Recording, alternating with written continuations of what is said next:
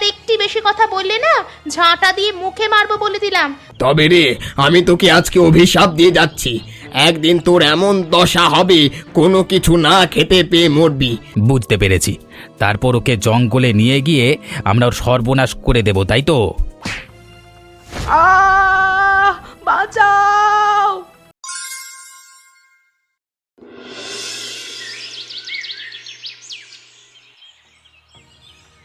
তুই কি ভাবিস নিজে খুব বড় লোক হয়ে গেছিস? তোর মতো কত লোক দেখা আছে আমার।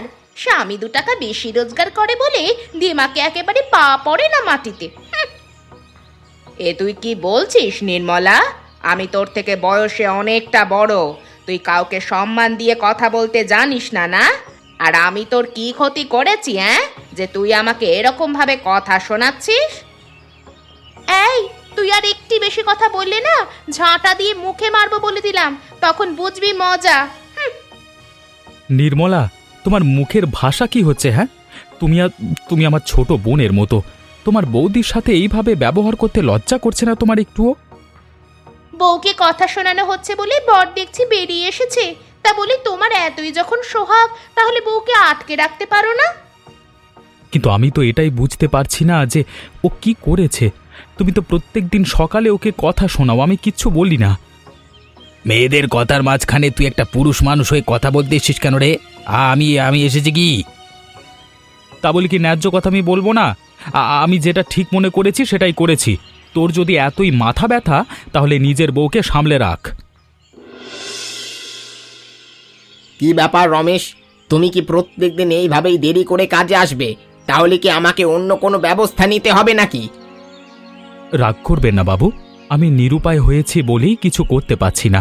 প্রত্যেক দিন ভাবি সকাল করে কাজে চলে আসব, কিন্তু আর আসতে পারি না। কেন, কি হয়েছে তোমার? কিসের এত চিন্তা তোমার মাথায়? আর বলবেন না, সকাল হতে না হতেই প্রতিবেশীর বউ আমার বউয়ের সাথে ঝগড়া লাগে। আমার বউকে বিভিন্নভাবে তাচ্ছিল্য করে, সেই জন্য আমাকেও তার হয়ে কথা বলতে হয়, অশান্তি বাড়ে। সবই তো বুঝতে পারছি, কিন্তু তোমার কাজটা তো আগে। এরকম ভাবে প্রত্যেক দিন যদি তোমার দেরি হতে থাকে তাহলে আমার যে ব্যবসায় অনেক ক্ষতি হয়ে যাবে। আমাকে একটা সুযোগ দিন বাবু, আমি আপনার কাজ ঠিক সময় মতো করে দেব। পারিবারিক অশান্তি যতক্ষণ না মাথা থেকে নামছে ততক্ষণ আমি কাজে একদম মনোযোগ দিতে পারছি না। ঠিক আছে, তুমি যখন এত করে বলছো, আমি তোমাকে শেষবার একটা সুযোগ দিচ্ছি। তোমার পারিবারিক অশান্তি আমি দেখতে যাব না। আমার সময় মতো কাজ করে দিতে হবে, আর ঠিক সময় মতো কাজে আসতে হবে। ঠিক আছে বাবু, আপনাকে অসংখ্য ধন্যবাদ। কই রে ভোলা, একবার এদিকে শোন তো, তোর সাথে একটু কথা আছে আমার। কি বলবে বলো, আমার একটু তাড়া আছে, বেশিক্ষণ এখানে দাঁড়ালে হবে না। বাবা, তোর দেখছি রাজার মতো ব্যাপার স্যাপার। তা প্রতিদিন ভাগ্যবতীর বাড়িতে কি জন্য আসিস তুই? আমি আসতেই পারি আমার কাকিমার বাড়ি, কাকিমা আমাকে খুব ভালোবাসে, তাই জন্য আমি আসি। একদম বেশি নাটক করবি না বলে দিলাম। তোর কাকিমা তোকে কত ভালোবাসে আমার জানা আছে। তোর মুখের সামনে তোকে নিয়ে মিষ্টি মিষ্টি কথা বলে, আর তোর পেছনে তোর নামে বদনাম করে বেড়ায়। তুমি আমাকে এখানে ডেকে মিথ্যে কথা বলবার জন্য আনলে? ওরে পাগল, তোকে মিথ্যে কথা বলিনি রে, যেটা সত্যি সেটাই তোকে বলেছি। এখন ভেবে দেখ তুই কি করবি। আমি তো আর তোর খারাপ চাই না। তোমার আমার ভালো খারাপ ভাবতে হবে না, আমি এখন চললাম। আর ভবিষ্যতে আমার মাথা নষ্ট করবার চেষ্টা করবে না, তাহলে কিন্তু খুব খারাপ হবে। দাঁড়া না, তোর এই কাকিমাকে আমি দেখে নেব। এই ভাগ্যবতীর ভাগ্য যদি না খারাপ করে ছড়ি তাহলে আমার নাম নির্মলা নয়। সত্যি কাকিমা, তোমার হাতের জবাব নেই, এত সুন্দর লাড্ডুগুলো খেতে হয়েছে। তোদের কাছে ভালো লাগলে আমার ভালো, কিন্তু সবাই তো আমার ভালো সহ্য করতে পারে না। জয় হোক মা তোমার। বাড়িতে কেউ আছো? আমাকে 2টো ভিক্ষা দেবে? আসুন সাধু বাবা, এই সময় যখন চলেই এলেন তখন এই বেলায় আপনাকে আর যেতে দিচ্ছি না। আজকের দিনটা আমার বাড়িতে আতিথেয়তা করুন। আরে না না মা, আমি বাড়িতে থাকতে পারবো না, আমার স্থান জঙ্গলে। তবুও তোমার মনোভাব দেখে আমার খুব আনন্দ হলো। সত্যি এখনকার দিনে এরকম মানুষ পাওয়া যায় না। ঠিক আছে, থাকবেন না যখন তখন আর জোর করব না। তবু আজকে আমি কয়েকটা লাড্ডু বানিয়েছি, আপনি যদি খেয়ে দেখতেন তাহলে খুব ভালো হতো। ঠিক আছে, তুই যখন এত জোর করছিস তখন তোর বাড়িতে আমি আহার গ্রহণ করব। তাহলে আসুন বাবা, ঘরের ভেতরে আসুন। আবার আমার এখানে কি করতে এসেছেন? ওই বাড়িতে খেয়েও কি আশা মেটেনি নাকি? ভালোই ভালো এখান থেকে চলে যান। আমি দুটো ভিক্ষা করতে এসেছিলাম মা, যদি আমাকে কিছু অন্তত দিতে তাহলে খুব ভালো হতো। আমি তোমাকে আশীর্বাদ করব। তোদের মতো ভণ্ড সাধুর আশীর্বাদ আমার কোনো দরকার নেই। এই মুহূর্তে বাড়ি থেকে দূর হয়ে যা। তোর স্পর্ধা দেখে আমি অবাক হয়ে যাচ্ছি। আমি ভবগুড়ে মানুষ, আমাকে যদি দুটো ভিক্ষা দিস তাহলে কি তোর ঘরের খাবার কমে যাবে? তোর বড় বড় কথা শুনতে আমি অভ্যস্ত নই।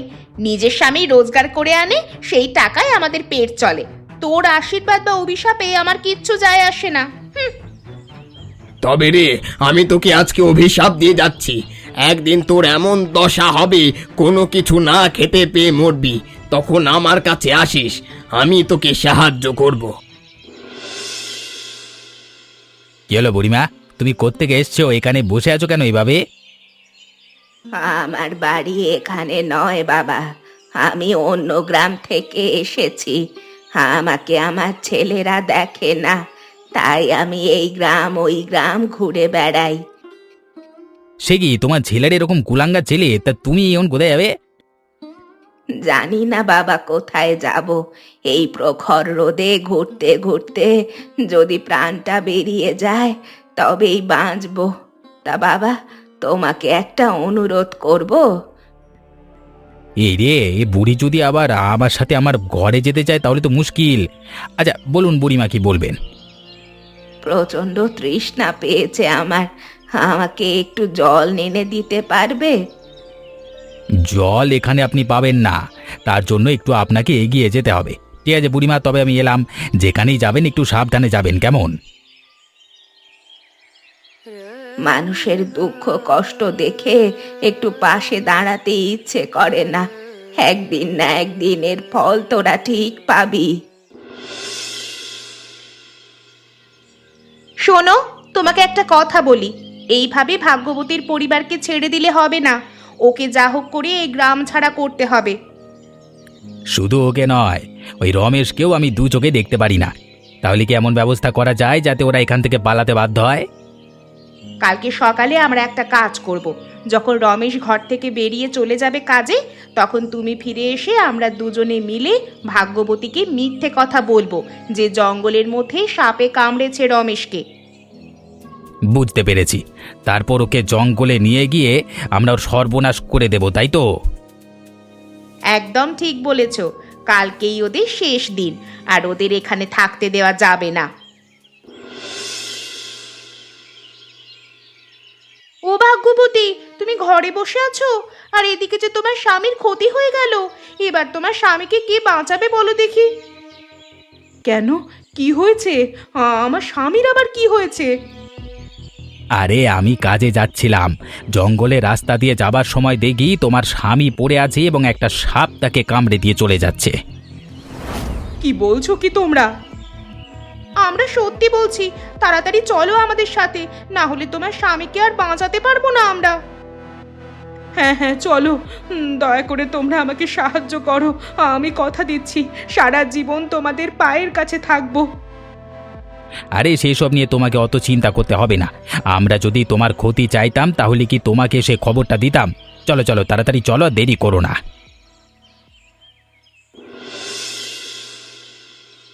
দাদা, দাদা ও কোথায়? তাকে তো কোথাও দেখতে পাচ্ছি না আমি। আর তাকে পাবে কোথায়? তাকে সাপে কামড়ালে তো সে এখানে থাকবে। তার মানে তোমরা কি বলতে চাইছো? আরে বলা বলির আর কোনো ব্যাপার নেই। এখন তোমাকে মরতে হবে, আর তোমাকে মারবার পর তোমার স্বামী ক্ষতি করবো আমরা, কেউ বাঁচাতে পারবে না। দয়া করো, আমাকে দয়া করো, আমাকে ছেড়ে দাও। আমি আর কোনো দিন তোমাদের সাংসারিক বিষয়ে যাব না। তোমরা যা বলবে, যেভাবে অপমান করবে, আমি সবটা মুখ বুজে সহ্য করে নেব। সেটা আগে ভাবার দরকার ছিল, এখন আর এসব ভেবে লাভ নেই। এখন তোর মৃত্যুর দিন এসে গেছে। বাঁচাও! আপদ বিদায় হয়েছে। চলো এবার ওর স্বামীটার মাথাটা খেয়ে ওর সর্বনাশ করতে হবে। বউ মরে গেছে শুনলেই নিশ্চয়ই সে পাগল হয়ে যাবে। আহা, অনেকদিন পর আমার আবার শান্তি ফিরে আসবে। আমরা শান্তি করে বাঁচাতে পারবো, ঘর সংসার করতে পারবো, আর ওর কাজটা আমি হাতেই নিতে পারবো। হায় ওপরওয়ালা, তুমি আমাকে এরকম শাস্তি কেন দিলে? আমি তোমার কি ক্ষতি করেছিলাম? আমি তো নিজে থেকে কোনো দিন কারোর ক্ষতি করিনি। আমার স্ত্রী সকলের মঙ্গল চাইতো। কান্নাকাটি করে কি করবি ভাই? কার ভাগ্যে কি লেখা থাকে তা তো আমরা আর কিছু জানি না। এখন যেটা হয়েছে সেটা মেনে নিতে হবে, তাছাড়া তো কোনো উপায় নেই। আমরা দুজনে ঝগড়া করতাম বটে, কিন্তু সত্যি বলছি আমি ওর মৃত্যু চিন্তা কোনোদিন করতাম না। সত্যিই আমার খুব খারাপ লাগছে।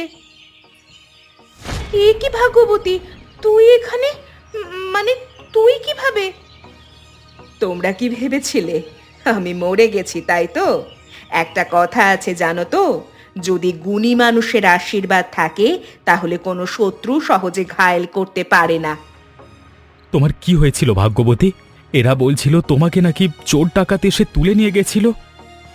হ্যাঁ, গিয়েছিল তো, কিন্তু দেখো না, আমি তো আবার ফিরে চলে এলাম।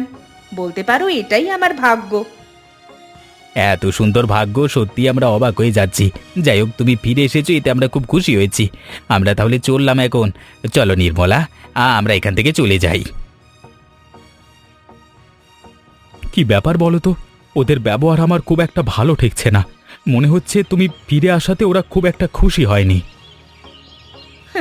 খুশি হবেই বা কি করে? ওদের চক্রান্ত ছিল আমাকে মেরে ফেলে তোমাকে পাগল বানিয়ে ফেলা। সেই পরিকল্পনা ওদের সফল হয়নি, তাই জন্যই হয়তো রাগ হয়েছে। তার মানে ব্যাপারটা কি? ওরা যদি তোমার ক্ষতি করে তাহলে তুমি ফিরে এলে কি করে?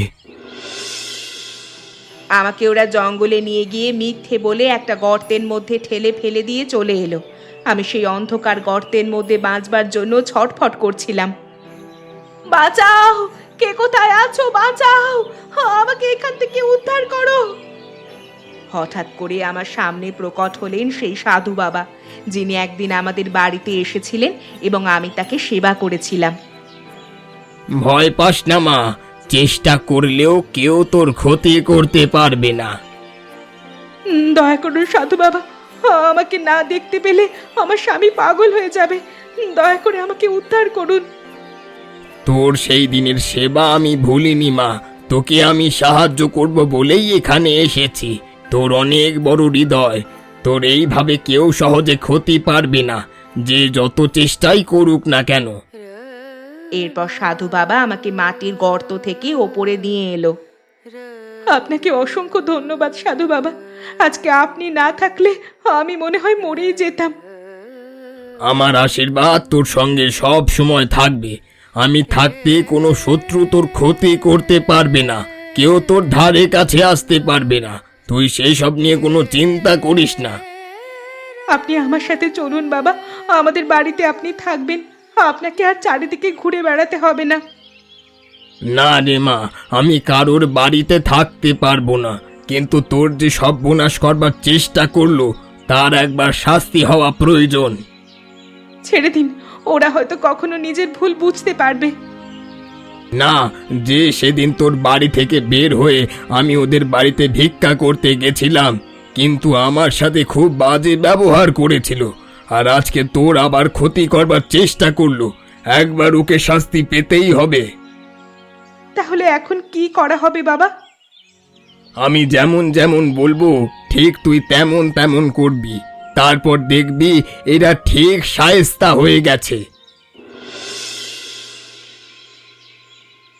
তোমাকে আমি বলেছিলাম ওকে একেবারে খাট থেকে নিচে ফেলে দিতে, তুমি তো আমার সে কথা শুনলে না। ওকে যদি আজকে ফেলে দেওয়া হতো তাহলে ওর ব্যবস্থা হয়ে যেত। কিন্তু এত বড় গর্তের নিচে পড়েও বেঁচে গেল কিভাবে? আরে আমার যে কিছুতে বিশ্বাস হচ্ছে না। আচ্ছা, ও ভাগ্যবতীর ভূত নয় তো? স্বচক্ষে তো দেখে এলে, আবার তুমি ভূতের কথা বলছো? তোমার কি এখনো বিশ্বাস হচ্ছে না? এখন কি হবে? আমাদের ষড়যন্ত্রের কথা যদি গোটা গ্রামবাসী জানতে পারি তাহলে তো এই গ্রামে থাকা দুর্দায় হয়ে পড়বে। আমরা তাহলে এখন কি করব? চলো চলো, এখান থেকে যত তাড়াতাড়ি সম্ভব পালিয়ে যাই, চলো। না না, শোনো, এই সময় ভয় পেয়ে পালিয়ে গেলে হবে না। এখনো রাতটা সময় আছে। আজকে রাতেই ওদের দুজনকে পুড়িয়ে শেষ করে ফেলবো। না বাবা, আমি ওসব কাজ আর পারবো না। সেখান থেকেও যদি ওরা বেঁচে যায় তাহলে আবার আমাদের বদনাম হবে। তুমি এত ভয় পেও না তো। তোমাকে যেটা বলছি সেটা করো। আজকে রাতে গিয়ে ওদের ঘরে আগুন লাগিয়ে দিয়ে চলে এসো। সেখানেই ওরা জ্বলে পুড়ে শেষ হয়ে যাবে। ঠিক আছে ঠিক আছে, তুমি যখন বলছো তাহলে আমি তাই করব। তোমার চিন্তা নেই, আমিও তোমার সাথে যাব। নাও, এবার তাড়াতাড়ি ঘরে আগুন লাগিয়ে দিয়ে চলো, এখান থেকে চলে যাই। দুজনে ঘরের মধ্যেই জ্বলে পুড়ে শেষ হয়ে যাক। তুমি বলছো কি? কথাটা সত্যি নাকি? ওই গর্তের মধ্যে সত্যি করেই অনেক ধনরত্ন পাওয়া যায়? তা নয় তো কি? না হলে কি আমি এইভাবে তোমার জন্য এত মোহর আনতে পারি? এবার দেখো, আমাদের ভাগ্য আবার ফিরে যাবে। আমরা এবার গরিব থেকে অনেক বড় লোক হয়ে যাব। আমাদের আর কোনো কষ্ট থাকবে না। তুমি ঠিক বলেছ, কিন্তু এই কথা যেন আমাদের প্রতিবেশী কোনো মতে জানতে না পারে। জানলে কিন্তু আবার হিংসে করবে। শুনতে পেলে ওদের কথা? ও তাহলে ওই গর্তের মধ্যে অনেক মোহর পাওয়া যায়। সেটাই তো শুনছি। তাহলে চলো, তাড়াতাড়ি গিয়ে আমরা মোহরগুলো উদ্ধার করে নিয়ে চলে আসি। কিন্তু এদের বাড়িতে আগুন লাগানো। সেসব পরে হবে। আগে আমরা ধনরত্নগুলো উদ্ধার করে নিয়ে চলে আসি রাতারাতি। রাতে ওরা আর সেই ধনরত্ন যাতে না পায়। এখন কি করব গিন্নি? অন্ধকারে তো গর্তের মধ্যে কিছুই দেখা যাচ্ছে না। তোমার মাথায় এত কম বুদ্ধি কেন বলো তো? গর্তের মধ্যে দেখা গেলে গর্তের ওপর থেকেই তো সবকিছু নেওয়া যেত। তোমার মনে নেই আমরা ভাগ্যবতীকে ধাক্কা মেরে গর্তের মধ্যে ফেলে দিয়েছিলাম? তারপর গিয়ে সে ওই মোহরগুলো পেয়েছিল। তাহলে আমাদের কি করতে হবে? চলো, আমরা এক্ষুনি গর্তের মধ্যে ঝাঁপ দিই। তাহলে আমরা সেখান থেকে সমস্ত সোনার মুদ্রা উদ্ধার করে আনতে পারবো। ওরে বাবারে, মরে গেলাম রে। আমার পাটা মনে হচ্ছে ভেঙে গেল গিন্নি। আমারও কোমরে প্রচন্ড ব্যথা লেগেছে, কিন্তু এখানে তো কোনো সোনার মোহর দেখতেই পাচ্ছি না। এখানেই তো ও মোহর পেয়েছিল, তাহলে সেসব গেল কোথায়? ওরে পাপের দল, তোরা লোভে পড়ে এখানে এসেছিস। তোরা কি ভাবলি তোরা এখানে অনেক সোনার মোহর পাবি? আপনি কোথা থেকে এলেন? ওই ভাগ্যবতী যদি এখানে এসে অনেক সোনার মোহর পেতে পারে, তাহলে আমিও পাবো না কেন? তোদের লোভের ফাঁদে ফেলেই এখানে আনা হয়েছে।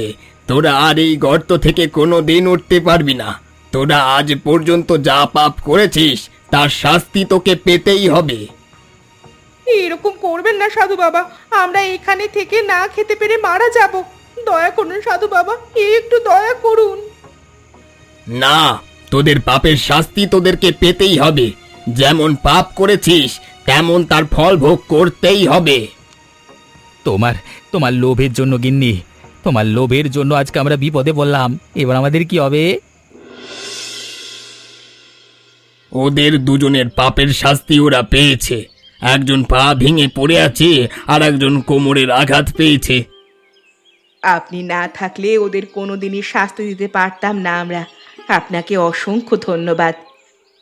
তুমি যেভাবে মানুষকে সাহায্য করো, মানুষের দুঃখ বেদনা বোঝো, তোমাদের ভাগ্যর ওপর লেখা ছিল। আর যারা মানুষের ক্ষতি চিন্তা করে তাদের তো শাস্তি পেতেই হবে। তবে একটাই অনুরোধ সাধু বাবা, ওরা যদি নিজেদের ভুল বুঝতে পারে তাহলে ওদের আবার নিজেদের বাড়িতে দয়া করে ফিরিয়ে দেবেন। তোমাদের এই মনোভাব দেখে আমি সত্যি অবাক হচ্ছি। তোমরা যেভাবে তোমাদের শত্রুদের জন্য ভালো ভাবনা চিন্তা করো, তাতেই তোমাদের অনেক উন্নতি হবে। তবে আমার একটা কথা মাথায় রেখো, কেউ যদি কখনো তোমাদের ক্ষতি করতে আসে তবে নিজেদেরকে রক্ষা করার দায়িত্ব সবার আগে। আর আমাদের শত্রুদেরও চোখ বুজে কোনোদিন বিশ্বাস করব না, না হলে হয়তো আবারও বিপদে পড়ব। বেশ, তোমরা সুখী হও, আমি তবে এলাম। সাধু বাবা, এবার দয়া করে আমাদের ক্ষমা করে দিন। আমরা নিজেদের ভুল বুঝতে পেরেছি। আমরা আর কোনোদিন অন্যায় করব না। দয়া করুন আমাদের, দয়া করুন সাধু বাবা। তোদের শেষবারের মতো আমি সুযোগ দিয়ে দিলাম। এরপর যদি নিজেকে পরিবর্তন করতে না পারিস তাহলে তোদের আর কেউ ওপরওয়ালার হাত থেকে বাঁচাতে পারবে না। তোদের একটিবার আমি সুযোগ দিচ্ছি, তোদের সুস্থ সবলভাবে নিজেদের ঘরে পাঠাচ্ছি। তবে মনে রাখিস, যদি আর কোনোদিন কারো খারাপ করবার চেষ্টা করিস তাহলে কিন্তু কেউ তোদেরকে বাঁচাতে পারবে না। সাধু বাবা, আমার পা কি তবে ঠিক হবে না? আমাকে দয়া করে সুস্থ করে দিন সাধু বাবা। ঠিক আছে সাধু বাবা, আমাদের মনে থাকবে। আমরা আর কোনোদিন কারোর ক্ষতি করব না। না না, এইভাবে আমি কিছুতেই ছেড়ে দেব না। ভাগ্যবতীর ভাগ্য আমি পরিবর্তন করে ছাড়বো। ওদের আনন্দ আমি কিছুতেই মেনে নিতে পারবো না। যা হোক করে ওদের শাস্তি দিতেই হবে। তুমি আবার এইসব কথা চিন্তা করছো? একবার আমার বিপদ থেকে ফিরে এসেছি আমি, আর জেনে শুনে বিপদের দিকে কোনো মতেই যাওয়া যাবে না। আর তোমাকে আমি বারণ করছি, নিজেকে পরিবর্তন হও একটু। তোমার মনের মধ্যে বেশি ভয়। তুমি কি ভাবো আমি কি সত্যিই নিজের মন থেকে ক্ষমা চেয়েছি ওই সাধু বাবার কাছে? না, কখনোই না। ওকে বোকা বানিয়ে আবার আমরা ফিরে এসেছি। এবার আমাদের প্রতিশোধ নিতে হবে। দেখো, তোমাকে বারণ করছি আমি। তাতেও যদি তুমি কিছু করতে চাও তাহলে নিজে একা করো। হ্যাঁ, আমার সাহায্য তুমি পাবে না। তার জন্য যদি আমাকে বাড়ি থেকে চলে যেতে হয় তাহলে আমি চলে যাব। আরে যাও যাও, তোমার মতো কাপুরুষের সাথে একসাথে থাকার চেয়ে না থাকা অনেক ভালো। যাও দেখি তোমার কত ক্ষমতা।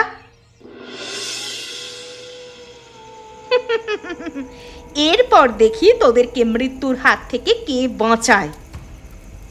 কি ব্যাপার, আকাশেতে বিন্দুমাত্র মেঘ ছিল না, তাহলে এইভাবে বৃষ্টি কোথা থেকে এলো? পাপী, তোকে সুযোগ দিলাম, সেই সুযোগে তুই ব্যবহার করতে পারলি না। তোর আর কোনো সুযোগ নেই। তোকে এবার জীবনের চরম শাস্তি পেতেই হবে। বাবা, বাবা ক্ষমা করে দিন। আমি আর কোনোদিন এমন কাজ করব না। এই শেষবার আমাকে একটা সুযোগ দিন। তোর আর কোনো সুযোগ নেই। তোকে এবার আমি জ্বালিয়ে পুড়িয়ে শেষ করে দেব। যে আগুন তুই ভাগবতীর ঘরে লাগাবার চেষ্টা করেছিলিস সেই আগুন এখন তোর ঘরে লাগবে। দয়া করুন সাধু বাবা, দয়া করুন। ওকে ফিরিয়ে আনা আমার ভুল হয়েছে। আমার বোঝা উচিত ছিল যে একবার পাপের সাগরে নিমজ্জিত হয়েছে তাকে আর ফিরিয়ে আনা সম্ভব নয়। আজকের পর থেকে না খেতে পেয়ে ও এবার রাস্তায় রাস্তায় পাগলের মতো ঘুরে বেড়াবে, আর এটাই হবে ওর ভাগ্যের লিখন।